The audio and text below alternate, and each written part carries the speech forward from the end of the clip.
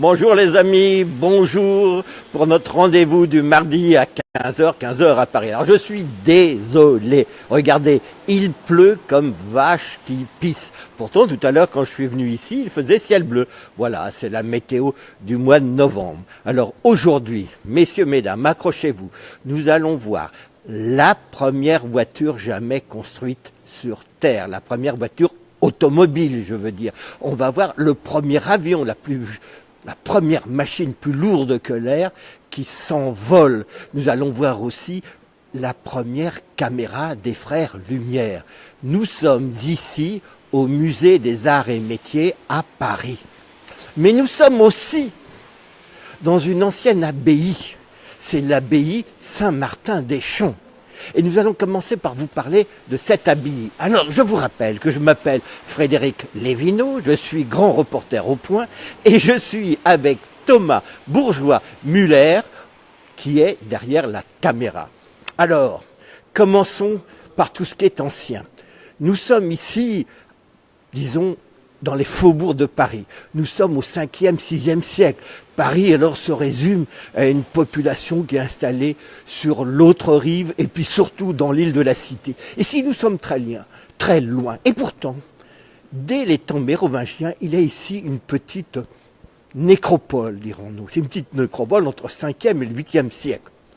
Après, quelques moines vont se rassembler et vont fonder une sorte de communauté. Et cette communauté va, grâce à Louis Ier, ou Philippe Ier, va devenir une petite abbaye. Non, pas une abbaye. D'abord, savez-vous quelle est la différence entre une abbaye et un prieuré? Parce qu'ici, en réalité, nous sommes dans un prieuré. Un prieuré dépend d'une abbaye. Et une abbaye est dirigée par un abbé. Donc ici, cela deviendra un prieuré au XIe siècle, un prieuré qui dépendra de Cluny. Nous sommes donc chez les bénédictins. Il ne reste pas grand-chose de cette époque. Pourtant, sur la droite, là, que voyez-vous? Un bâtiment médiéval. Ce n'était pas une église, non, c'était un réfectoire. Le réfectoire des moines. Et ce réfectoire a été bâti en 1230. Vous voyez, les moines, peut-être, n'avaient pas le droit de parler à table, devaient manger une nourriture pas très raffolante, mais regardez le bâtiment qu'ils avaient. Aujourd'hui, personne ne pourrait prétendre un tel bâtiment. Alors aujourd'hui, ce bâtiment accueille la bibliothèque du Conservatoire des Arts et Métiers. Malheureusement, le bâtiment n'est pas ouvert, mais je vais vous le montrer sur des photos. Peut-être que Claire, qui travaille avec nous, qui est au Point, va passer un document qui va montrer l'intérieur.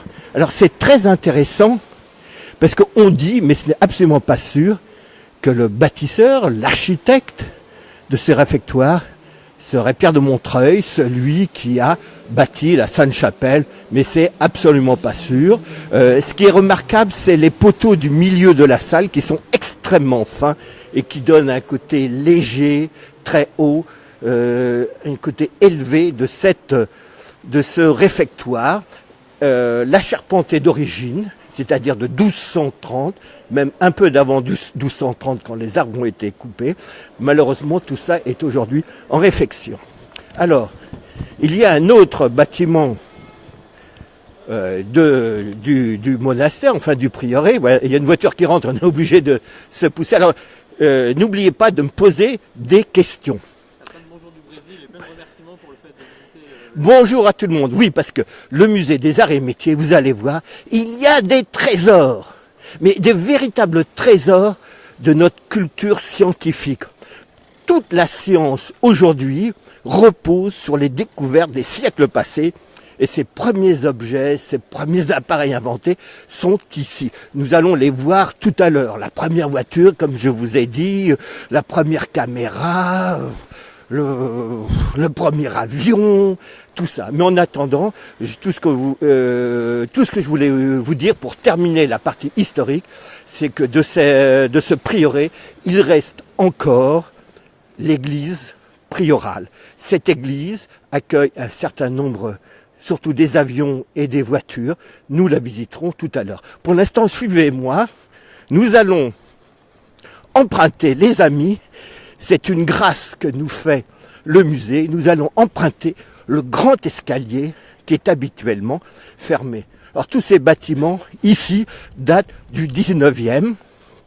Vous allez découvrir derrière un magnifique escalier qui est dû à Soufflot, celui qui a bâti le Panthéon. Regardez, ici c'est... Bonjour d'Algérie, bonjour Alger. Les amis, retournons-nous un instant. Derrière nous, nous avons la rue Saint-Martin. Nous sommes un peu au nord de Beaubourg. Une question, est-ce que la visite du musée est gratuite? Non, c'est payant, c'est pas très cher. Et je vous conseille vivement d'y aller. Ça vaut le Louvre. C'est ici le Louvre de la science. Toc, toc, toc. Y a-t-il quelqu'un? Oui, c'est ouvert. Admirez. Regardez-moi ça. Admirez cet escalier. Et en face de vous, en bas, il y a le fardier de Cugnot.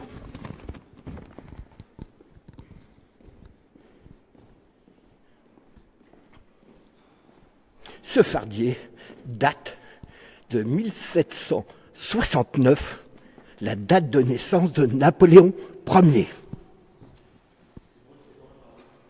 Un fardier transporte des fardeaux. Vous voyez à l'arrière, une plateforme. Il était fait pour transporter des canons, parce que Cugnot était un ingénieur militaire. Alors montre un peu le fardier. Il fonctionnait à la vapeur, bien entendu. Ici, c'est la chambre où se trouvait toute l'eau. Et on enfournait le bois ici. Il chauffait. Il fallait 1 heure pour assurer la mise en route. Et ensuite, il fallait s'arrêter toutes les 12 minutes pour refaire le plein de bûches. Du reste, encore une fois, Claire va nous mettre une vidéo parmi les commentaires qui montre le fonctionnement d'une copie du fardier de Cugnot. Une copie a été réalisée par de jeunes ingénieurs et comme vous le verrez sur la vidéo, elle fonctionne parfaitement. Alors ici, 2 pistons actionnés par la vapeur. Ces pistons font actionner cet engrenage par incrémentation. Il avance doucement, le fardier n'allait pas très vite, les amis, hein. On pouvait monter en marche. Il roulait à 4 km/h. Enfin, s'il roulait. Je vous expliquerai ensuite comme quoi, qu'en réalité, on a découvert qu'il n'a jamais roulé. Attends, je dis au revoir à une amie. Au revoir. Voilà. Bon, ici, c'est l'accélérateur à main, la tige horizontale, qui pouvait augmenter la vapeur à l'intérieur de la bouilloire. Ici, on pouvait aussi diriger la roue principale, la roue avant, pour aller à gauche ou à droite. Le fardier pesait des enfants 2800 kilos, 2,8 tonnes, et aurait pu transporter 8 tonnes. Je dis aurait pu car, contrairement à ce qui a été écrit, le fardier de Cugnot n'a jamais fonctionné. Il faut dire que c'est Choiseul, le ministre Choiseul, qui avait fait financer ce fardier. À l'époque, on y a consacré quelques 8 millions d'euros, l'équivalent de 8 millions d'euros. Mais quand Choiseul a été chassé du pouvoir, il n'y a plus eu d'argent pour poursuivre les recherches. Et donc, on a vu, en examinant l'intérieur de la bouilloire et des pistons, qu'en réalité, il n'avait jamais fonctionné. Donc, en 1770, il est remisé d'abord à l'Arsenal. Harry ? Oui, le pendule de Foucault, on peut le voir. Bon, c'est une réplique, mais on le verra en fin de visite, et est installé dans la chapelle, enfin dans l'église priorale, par laquelle nous terminerons. Nous verrons aussi là-bas l'avion de Blériot. Oui, l'avion qui a traversé la Manche pour la première fois, il est là. Que dire de plus sur ce engin? Rien, il faut se rappeler que nous étions 1770 et si Cugnot avait eu plus d'argent pour poursuivre ses travaux, il est sûr qu'il l'aurait diablement amélioré. Malheureusement, ça n'a pas été le cas. Je dois aussi dire qu'il a été arrêté à cause de sa très faible vitesse. Par ailleurs, le frein, il y a un frein, mais il était quasiment inefficace. Donc voilà, c'est un bel objet. Fardier à vapeur de Nicolas Joseph Cugnot, 1770. Alors, je vous invite à aller sur nos commentaires, dans nos commentaires, ou Claire a posté le lien, vous verrez qu'il fonctionne très bien, qu'il aurait pu très bien fonctionner, puisque sa réplique fonctionne. Alors, maintenant, tiens, lève la tête, mon ami. Regardez la chauve-souris, là, la roussette qui nous domine. Figurez-vous que c'est le premier engin plus lourd que l'air à avoir décollé du sol. Enfin, pas exactement lui, puisque ça, c'est le 3e prototype. Mais montons tranquillement, sans m'essouffler. Je vous parlerai un peu plus de l'avion de Adair, avion 3, il s'appelle. Son nom exact de baptême, c'est l'Équilon. Le Minitel, il y a tout. Il y a tout ce que la science a inventé depuis les premiers jours. Alors, admirez cet avion.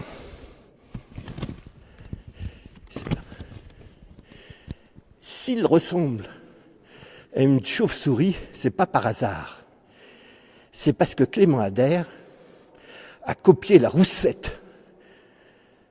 Il élevait des roussettes, c'est-à-dire des chauves-souris, de Bali, justement, de Bali, là où le volcan vient de se réveiller. Il a étudié ses ailes, les ailes de la chauve-souris, et a donc construit cet engin. Alors ici, les ailes ne battent pas. Non, pas du tout. Il y a un moteur électrique. Non, pas électrique, mais je dis que des conneries aujourd'hui, excusez-moi. Il y a un moteur à essence. Et tout le génie de Clément Ader a été de concevoir un moteur comme celui-ci. C'est un moteur extrêmement léger qui fait quelque chose comme 17 kilos et qui est capable de développer 40 chevaux. C'est exceptionnel. Il me demande s'il est en bois. L'avion. Ah, l'avion étant parti au début, oui, en bois C'est un moteur à vapeur. et en tissu. C'est pas un moteur à vapeur, c'est un moteur à essence. Oui. Alors l'essence fait chauffer effectivement. C'est l'essence. On pouvait pas emporter du bois, ça aurait pesé trop lourd. C'est l'essence. Alors ce qui est remarquable, c'est que ce moteur est constitué de 1540 tubes d'un diamètre de 2 mm, ce qui a permis de récupérer le maximum de chaleur dans le minimum de poids. Alors, revenons sur la première tentative de vol qui a eu lieu le 9 octobre 1890 avec un premier avion. C'est effectivement Ader qui donne ce nom d'avion à ces véhicules aériens. Donc, messieurs, mesdames, oui, le 9 octobre 1890, c'est-à-dire il y a seulement 127 ans, il construit son engin qui parvient à, soi-disant, s'envoler sur 50 mètres à 20 cm de hauteur. Alors comme cet Ader était un petit cachotier, il n'y avait personne, pas grand monde, sinon ces deux aides, et c'est eux qui ont constaté cet envol, qui va être souvent mis en doute par pas mal d'autres aviateurs, notamment par les Américains. En tout cas, il reçoit une commande de l'armée de l'air pour bâtir un avion plus sophistiqué, c'est celui-là. Simplement, on lui dit, voilà, nous, ce que nous voulons, nous les militaires, c'est qu'ils puissent embarquer 75 kilos, qu'ils puissent voler 6 heures à 300 mètres d'altitude, qu'ils puissent se déplacer à 54 km heure. Pendant 7 ans, Clément Ader va se mettre au travail.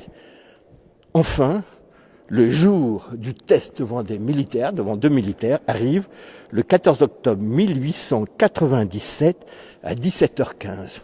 Alors les militaires qui voulaient avoir un engin maniable avaient tressé un grand cercle sur le sol et il fallait que l'engin s'envole et puisse tourner en rond. Ader s'élance, met le moteur à fond. Il sent la roue arrière légèrement s'envoler, enfin du moins décoller du sol, mais ce jour-là, il y a beaucoup de vent, beaucoup de vent.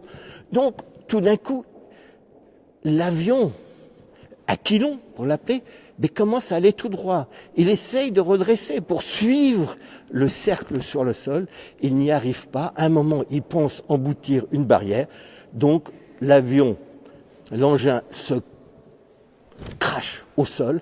A-t-il ou non décollé? En tout cas, les militaires en ont assez vu et ils renoncent à poursuivre les travaux.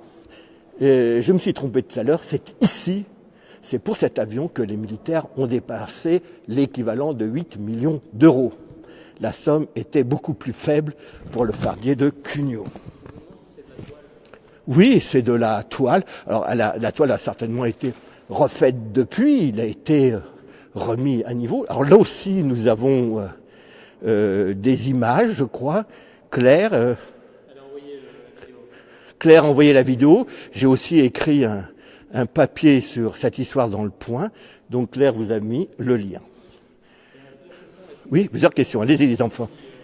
Il peut y avoir des passagers à bord. Alors, il me demandait s'il y avait des hôtesses de l'air, mais ça, je pense pas.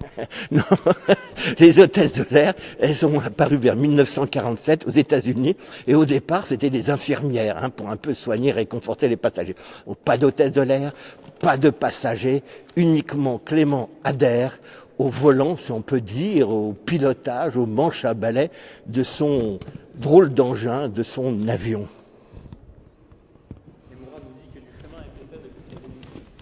Ah oui, c'était des pionniers, mais beaucoup de chemin a été fait, mais là on n'a pas... Bon, il y a des hélices déjà, oui, il y a 2 hélices dans son premier engin, dans son premier avion qui a décollé sur 50 mètres, il n'y avait qu'une seule hélice. Mais lui...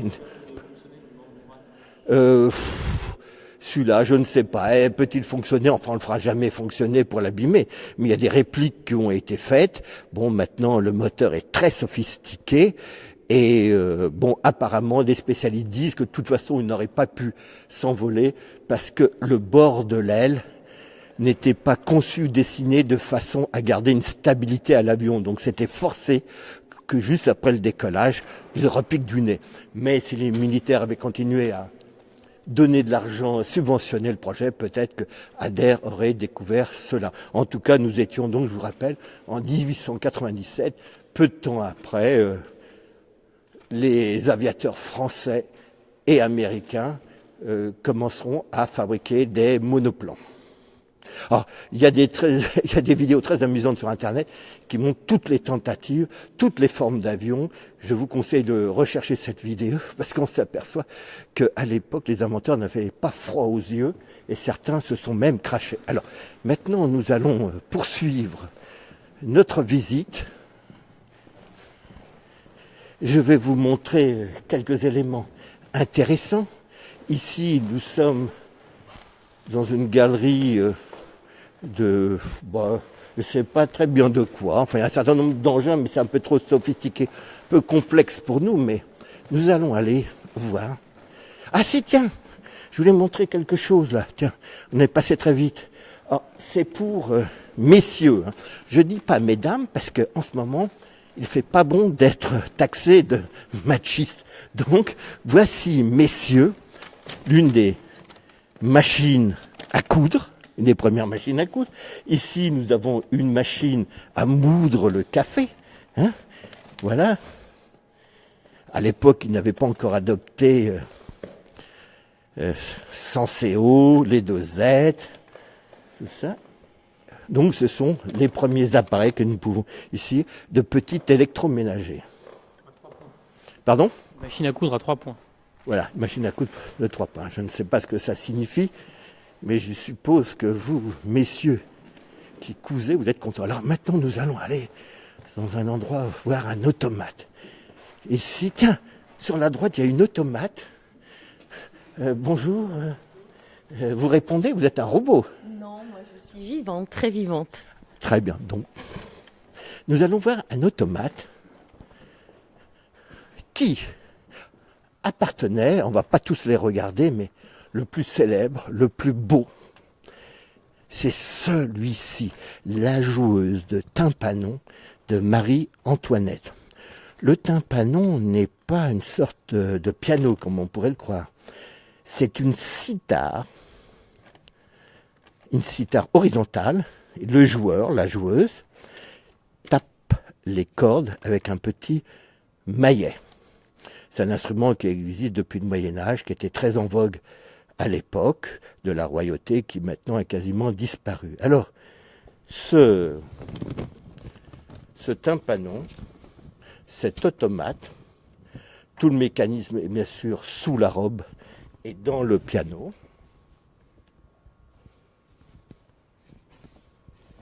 Il date de 1785. Il est capable de jouer 8 airs, dont un air de Gluck. C'est carrément la dame ici que vous voyez qui tape pour jouer. Ce n'est pas un mécanisme musical qui est caché à l'intérieur. Il a été conçu par un mécanicien qui s'appelle Pierre Kinzing, il est allemand. Et l'ébénisterie, on la doit à un certain David Honingen. 100 artisans ont été invités à participer à la création de cet automate, appartenant à 26 corps de métier. Alors encore une fois, je vais demander à Claire de mettre... C'est déjà fait, mais c'est merveilleux, Claire. Donc, parmi les commentaires, vous pouvez trouver le lien où on voit la joueuse de tympanon en train de jouer. Malheureusement, aujourd'hui, pour la protéger, on n'a plus le droit de la mettre en marche. Et Marie-Antoinette l'avait donné un petit peu à l'Académie des sciences, l'avait confié à l'Académie des sciences parce qu'elle trouvait que c'était un appareil, disons, très sophistiqué. Alors, nous allons poursuivre. Nous allons, puisque nous sommes intéressés à Marie-Antoinette, on va alors s'intéresser à Louis XVI. Nous allons sortir de la chambre des automates. Et comme vous le savez, notre charmant ami Louis XVI était un bricoleur du dimanche. Il adorait travailler dans son atelier, dit-on, de serrurerie, mais en réalité, ce qu'il faisait était beaucoup plus sophistiqué.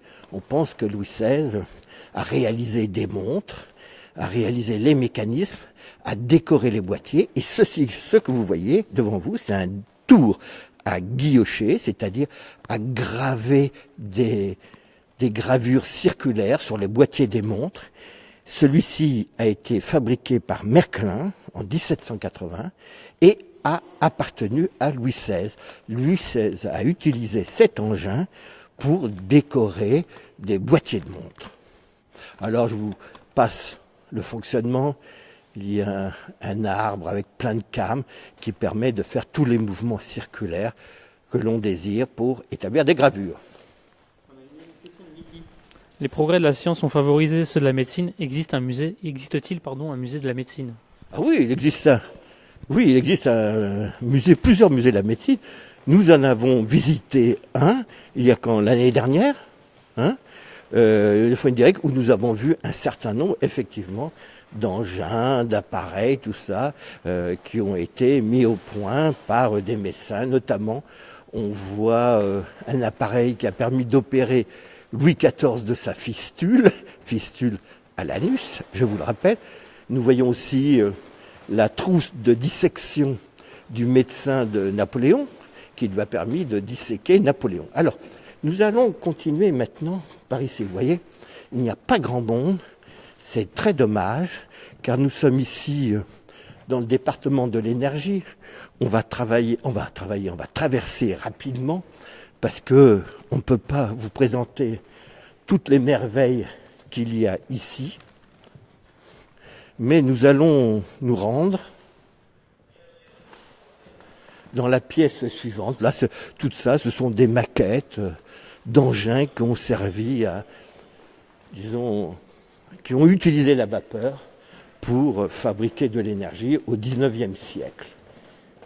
Alors, nous allons maintenant passer dans une autre division, dans la division de la communication. C'est ce qui nous intéresse directement. Nous allons voir, faisons la surprise. Ici, la machine à Faraday, la première machine qui a permis de produire au XVIIIe siècle un peu d'électricité, mais c'était surtout à titre, disons, de démonstration, de spectacle, où en tournant, le Dix produisait des étincelles électriques.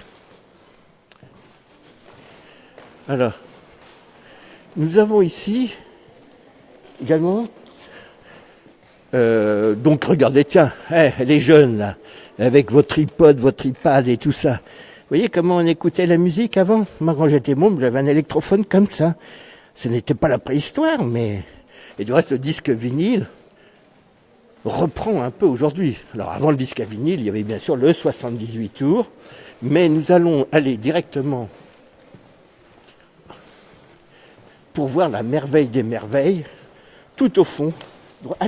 Attendons, il y a tellement de choses ici, je suis obligé de m'arrêter. Regardez ici, les gars. Hein?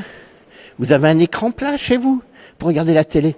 Eh ben, voilà le premier tube cathodique de l'histoire. C'est le tube cathodique qui a été mis au point en 1935 par un certain René Barthélemy, qui lui-même organise la première retransmission. Alors je vais le lire ici, le 14 avril 1931, voilà, hein, la date c'est 31 ou à gauche hein Oui. Voilà, où il fait un premier test, premier test de retransmission d'image. Il y avait 30 lignes, c'est tout. Vous voyez d'où on vient, et pourtant il y a moins de 100 ans. Alors nous allons avancer. Niki, oui. L'objet scientifique le plus ancien du musée. L'objet scientifique le plus ancien du musée? Ah, Niki, très bonne question. Je n'en ai aucune idée. Je ne sais pas. J'essaierai de demander à quelqu'un du musée plus tard. Mais en attendant de répondre... En 31? Ah oui, bien sûr que j'étais né. J'avais même déjà des enfants. Et j'avais même déjà inventé la bombe atomique. Mais oui, c'est moi le responsable. Non, alors pour être... Oui, merci. J'ai des lunettes dans la poche, mais comme je suis coquet, je ne les mets pas. Ça te satisfait, mon petit? Bon, revenons à nos moutons. Regardez ici, là. Il n'y a pas de reflet? Si, un peu un reflet. Éteins ta lumière. Ce que vous voyez ici, c'est la première caméra au monde. Celle utilisée par les frères Lumière. T'as une petite question, comment s'appelaient les frères Lumière? Quel était leur prénom? Hein? J'attends ça, le premier qui me répond a le droit à une visite gratuite du musée. Grâce à ça, alors ils en avaient d'abord un premier prototype fait, avec lequel ils avaient fait quelques essais, mais ce premier prototype n'était pas suffisant. Du reste, contre-jour. Donc, encore une fois, Claire va poster parmi les commentaires un article, enfin du moins une vidéo, qui montre comment fonctionne cette première caméra. Donc je ne vais pas m'étendre là-dessus. Tout ce que je peux vous dire, c'est qu'en 1895, les frères Lumière organisent leur première tournée de projection. Ils projettent 10 films. Et parmi cette dizaine de films, ils ont tous été tournés en 1895 par exactement cette caméra qui sert aussi de projecteur. Oui, très bien. En voilà un. Et le deuxième, Laurent? Personne ne sait? Auguste. Voilà, Auguste et Louis Lumière. Bravo. Et tu n'as rien gagné parce qu'en réalité, je ne peux donner aucun billet gratuit ici. Bon, c'était une plaisanterie. Alors, c'est pas cher l'entrée, hein, il faut vraiment venir ici. Alors, ce que je veux dire aussi, c'est donc le premier film de l'histoire, c'est la sortie de l'usine Lumière. Mais je dois vous faire une révélation. En réalité, les frères Lumière ont tourné 3 fois la sortie des usines Lumière. Parce que la première fois, quand ils l'ont tourné, c'était en semaine et les ouvriers sortaient normalement. C'est ce film qu'ils ont diffusé à la Société des sciences, je ne sais pas, qu'ils ont montré. Mais après, quand ils ont voulu faire leur première diffusion, leur premier spectacle en 1895, c'était au Grand Café sur les boulevards, au Café Indien, je crois. Ils trouvent que le film n'est pas terrible parce que à l'époque, les pellicules ne pouvaient enregistrer que 30 secondes. Or, à la fin des 30 secondes, les ouvriers n'étaient pas encore sortis en totalité de l'usine. Donc, ils vont revenir à l'été 95. Ils vont revenir un dimanche. Et c'est pour ça que le premier film qui est diffusé, les ouvriers sont habillés, sont endimanchés. Alors, ils filment une première fois, mais encore une fois, la porte n'est pas refermée avant les 30 dernières secondes. Alors, ils font tourner une 3e fois en demandant à la carriole tirée par un cheval de ne pas participer à la sortie. Ils font sortir les ouvriers par la gauche et par la droite pour aller plus vite. Et enfin, voilà, c'est le 3e film qui est normalement diffusé et qui passe pour être le premier film des Frères Lumière, alors que c'est la 3e prise.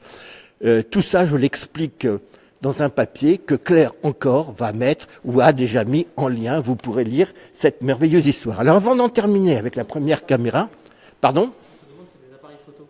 C'est Nessie demande. Oui, ici il y a des appareils photo, mais bon, je les ai pas encore repérés. Mais je voulais terminer une dernière chose. C'est au-dessus de la caméra des Frères Lumière, il y a 2 autres caméras qui datent, elles, de 1892. Alors à l'époque, on disait cinématographe. Hein, et ces 2 caméras ont été réalisées par un autre homme, hein, et un autre homme qui s'appelait... attendez, je vais vous dire ça. Son nom m'échappe un petit peu. Comment il s'appelait, ce brave homme ? Vous voyez, tout le monde a oublié son nom. Bon.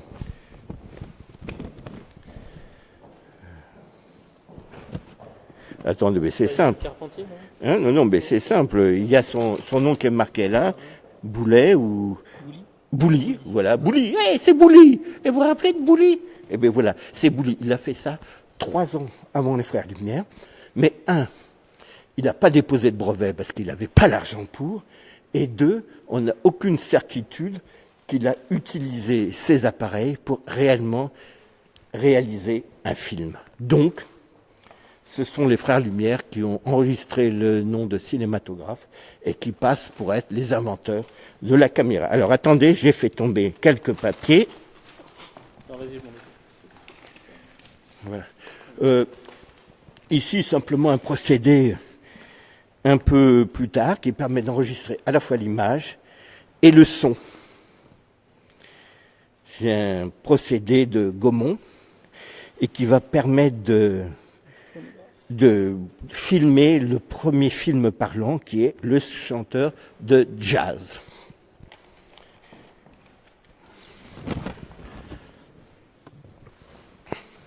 Suivez-moi maintenant.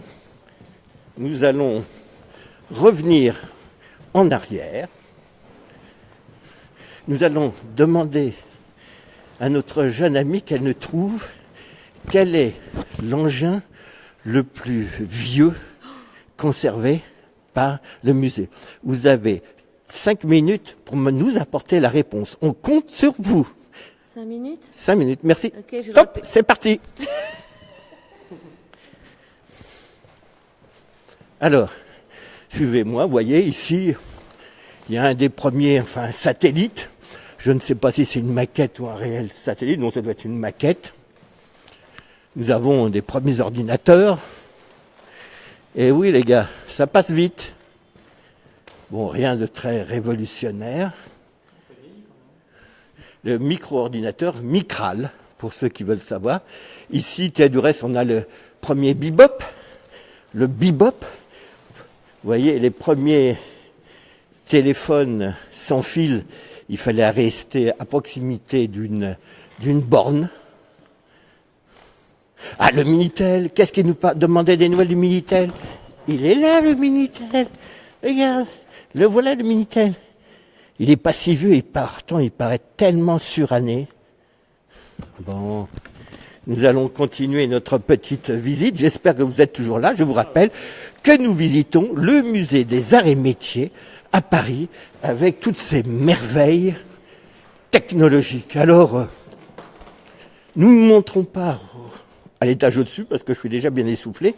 Sinon, à l'étage au-dessus, il y a aussi d'autres merveilles, notamment la Pascaline, la première machine à calculer de l'histoire, fabriquée au XVIIe siècle par Pascal. Alors nous avons une réponse. Ah, nous avons une réponse. Il est 3 minutes 30. C'est pas mal, hein? Alors, l'objet le plus vieux n'est pas présenté au musée. Il s'agit d'une lampe à huile qui date du 5e millénaire avant notre ère et qui est conservée aux réserves du musée qui sont situées à Saint-Denis. Voilà. J'ai gagné quelque chose? Oui, vous avez gagné le droit... Non, je vais t'accuser de... Bon, je sens ça. Ma haute considération, merci. Alors, nous continuons et nous allons descendre. Cette fois-ci, nous allons aller... c'est par ici, nous devons traverser toute la salle? D'accord. Non, ça c'est pas longtemps. On descend par là, l'escalier des moines. D'accord. Ok. Alors, nous allons...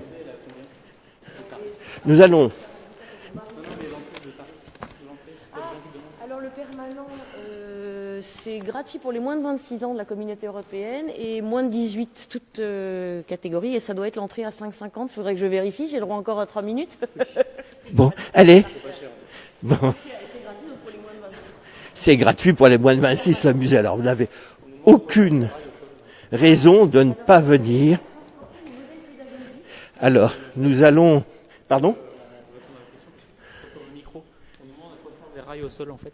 Alors, les rails servaient à transporter les modèles pédagogiques qui étaient présentés aux artisans qui venaient ici pour découvrir les inventions et pour faire perfectionner l'industrie française. Voilà. Ben là, tiens, puisque vous parlez, vous allez vous présenter. Alors, bonjour, je m'appelle Amélie, je travaille au musée des Arts et Métiers. J'adore ce lieu. Il est magnifique, je vous invite à venir le voir. Malheureusement, vous êtes seul à l'adorer parce qu'il n'y a personne. Mais c'est pour vous, on vous a fait un endroit tout beau, tout propre pour votre tournage. Ah, c'est super. Bon, nous allons continuer. En réalité, venez. C'est fabuleux. Alors ici, nous avons, vous voyez, une éolienne. On s'intéresse également au présent. Voilà une belle éolienne. Ici, nous avons des ampoules, tout ce qu'il y a de plus récent et de plus technologique. Bon, c'est moins intéressant. Maintenant, nous allons descendre dans l'église du prieuré qui date du XIIIe siècle. Et même une partie du XIIe siècle. Alors nous allons emprunter l'escalier des moines. Imaginez-vous que je sois un moine, ce qui, vu mon gros ventre, est plausible.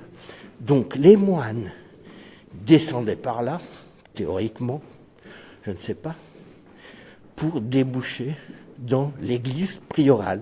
L'église priorale, puisque c'est l'église d'un prieuré. Alors, regardez-moi, cette merveille, l'église, la première église date du XIe siècle, mais elle a été reconstruite. Elle a été reconstruite au XIIe siècle. Donc nous sommes à une époque à cheval entre l'architecture romane, entre le roman et le gothique. Et du reste, alors, bien entendu, notre ami se retourne. Alors que je ne vais pas donner la permission de voir les merveilles, nous allons d'abord parler de cette partie où nous sommes là, c'est le chœur. Et donc toute cette partie-là a été bâtie aux alentours de 1160. C'est donc à une époque où l'art gothique débute, balbutie, donc il y a encore quelques petites erreurs. Mais c'est un déambulatoire autour du chevet. Alors le chevet, c'est toute cette partie. C'est toute cette partie. Il y a un double déambulatoire avec des super colonnes qui ont été repeintes depuis. En face de nous, nous avons la chapelle de la Vierge. Nous avons sur le côté quelques petites chapelles également. Alors là, je vais vous montrer une dernière chose, une peinture qui reste, qui date du XIIIe siècle. Je vais vous la montrer. Est-il vrai? Est-il vrai que ces génies ont tous fini pauvres, pas comme maintenant? Une vie pauvre? Est-ce qu'ils ont une vie pauvre en général, les inventeurs? Ça dépend lesquels. Si vous prenez Thomas Edison, c'était un milliardaire, c'était un génie du commerce. Il y a de tout. Certains étaient comme pour la voiture de Cugnot, c'était un ingénieur. Donc il faisait ça en tant qu'ingénieur. Il a fait plusieurs inventions. Du reste, il avait sa paye d'ingénieur. Alors derrière nous, nous avons ici une peinture qui représente au milieu la Vierge, mais on la voit plus. Au-dessus, où on voit les têtes, tu vois, voilà, qui date environ de 1230. Du XIVe siècle, je veux dire, voilà. Alors, donc, aujourd'hui, cette église a été transformée en salle de musée, elle accueille les grands éléments. Alors d'abord, nous allons vous montrer, Et le réseau ne fonctionne pas? Un peu dur. Alors peut-être en passant ici, on aura mieux le réseau. Attendez, on va d'abord montrer si vous êtes toujours avec nous, sinon... revenez. Ici, là. La pendule, je vais vous la montrer. Ici, nous avons le premier bus, un peu automobile, qui a été fait. Il date... il a fonctionné, lui. Il est très ancien aussi, puisque il date, attendez que je lise, de 1873, c'est-à-dire bien avant les principales voitures. Il a été mis au point par un certain Amédée Bollée, et elle fonctionnait réellement. Alors, dernière chose, je vais vous montrer, avant de passer au pendule, puisque quelqu'un veut voir le pendule, ici en haut devant nous, accroché au plafond, nous avons le Blériot 11. C'est avec ce Blériot 11 que Blériot a traversé pour la première fois la Manche. Là encore, Claire va mettre un lien où on voit le départ de Blériot. Il avait, à cette époque, il y avait beaucoup d'industriels ou de journaux qui proposaient des prix pour des premières en avion. Donc, il y a, je sais plus, c'est un journal britannique qui avait proposé plusieurs milliers de livres pour le premier qui traverserait la Manche. Donc, il est parti à côté de Calais, je crois, enfin, du moins du côté français, et est arrivé du côté anglais. Le voyage a duré 37 minutes. Il y avait 38 kilomètres à parcourir, donc il a fait ça à peu près du 61 km à l'heure. Par la suite, dès le lendemain, son avion a été récupéré en France, importé en France, et donné au musée des arts et métiers. Donc il est là quasiment depuis le jour de sa tentative. Par la suite, Blériot a construit 800 exemplaires de ce Blériot 11, un énorme succès. Alors il volait à 300 mètres, je crois, au-dessus de la mer. Alors maintenant, pour terminer, nous allons voir le pendule de Foucault. Alors, le pendule de Foucault est en démonstration ici. La première démonstration publique a été faite au Panthéon. Et la première démonstration scientifique, avant ça, avait été faite à l'Observatoire de Paris.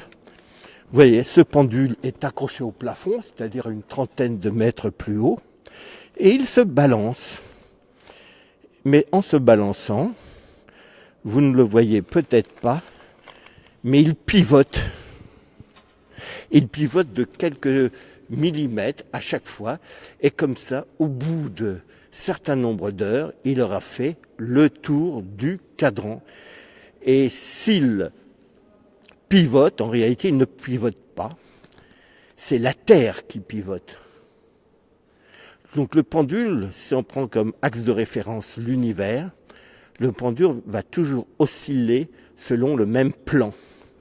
Mais comme la Terre tourne, eh bien, à chaque fois qu'il fait un aller-retour, la Terre a tourné ici à Paris de quelques millimètres, et donc le pendule donne l'impression d'avoir, lui, bougé. Par exemple, il est venu ici aux fois précédentes,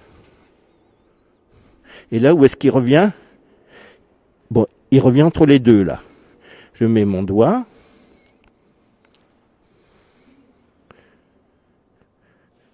Voilà, là, il passe un peu plus là-dessus. Donc, voilà. Messieurs, mesdames, oui, il y a une statue de la liberté là-bas. Donc, nous allons demander à notre spécialiste ce que représente cette statue de la liberté, au fond. Alors c'est le modèle d'exécution qui a été donc donné par la veuve Bartholdi au conservatoire et qui a servi de modèle pour réaliser la vraie statue de la liberté qui se trouve aujourd'hui à New York. Voilà. Fantastique. Le modèle d'exécution en plâtre. Ben voilà. Hein, Madame Lenati a réponse à tout. J'essaye. Alors du Oui. coup, je vais quand même corriger ce que vous m'avez collé sur le tarif. Le tarif du permanent, c'est 8 €, tarif plein tarif, et 5,50 c'était le tarif réduit. Mais je crois que c'était gratuit jusqu'à 26 ans et Et après moins c'est de 8 €. Voilà. Bah oui, tout le monde n'a pas moins de 26 ans. C'est du racisme anti-vieux qu'on fait ici. J'ai rien dit. Bon, les amis, je vous remercie 1000 fois pour nous avoir suivis. Si vous voulez voir d'autres merveilles, et Dieu sait s'il y en a ici, c'est à vous maintenant de faire le déplacement. Je vous rappelle que nous sommes au musée des Arts et Métiers à Paris, station Arts et Métiers. Arts et Métiers. Vous n'avez maintenant plus d'excuses pour ne pas venir. La semaine prochaine, nous visiterons la tour Jean sans peur. Ciao les amis.